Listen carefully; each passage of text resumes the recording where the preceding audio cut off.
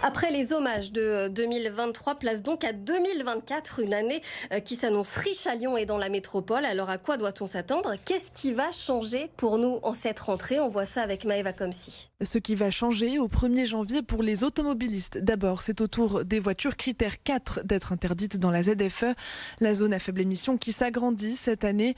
En plus de Lyon, Caluire et Cuire et les secteurs de Villeurbanne, Vénissieux et Bron. Désormais, la M6, la M7, le périphérique Nord et le boulevard Laurent Bonnevet sont concernés.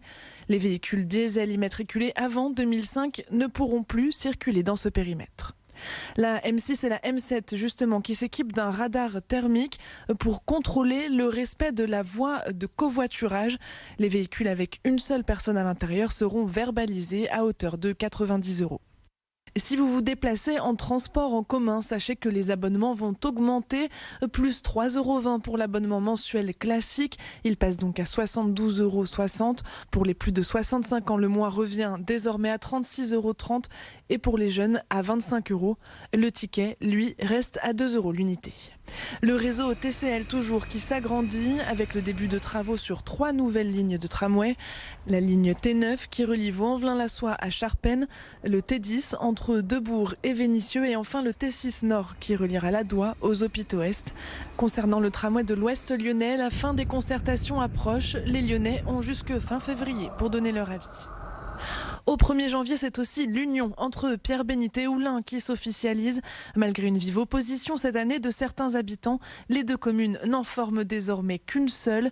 Jérôme Mauroge, maire de Pierre-Bénite, devient donc aussi le maire des Oulinois. Écoutez leur réaction. Moi, je pense que c'est surtout un projet politique pour que ce territoire reste donc dans l'opposition, pour que voilà, il soit très représentatif au sein de la métropole. Je trouve que la communication de la mairie sur ce sujet est plutôt convaincante. Moi je pense qu'il y a sans doute plus d'avantages que d'inconvénients.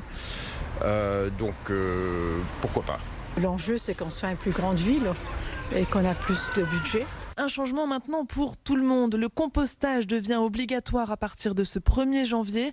Tous les ménages doivent désormais trier leurs déchets verts et alimentaires. Une mesure nationale tirée de la loi anti-gaspillage votée en 2020. Alors pour accompagner les grands Lyonnais, la métropole va continuer d'installer des bornes de compost. Au total, 2500 sont attendus d'ici la fin de l'année. Et enfin, pour terminer, sur une information positive, après les agents de la métropole, de Lyon et d'Écully, c'est maintenant aux Villeurbanais d'expérimenter la semaine de 4 jours. Et si la mesure fonctionne, elle pourrait être pérennisée en 2025.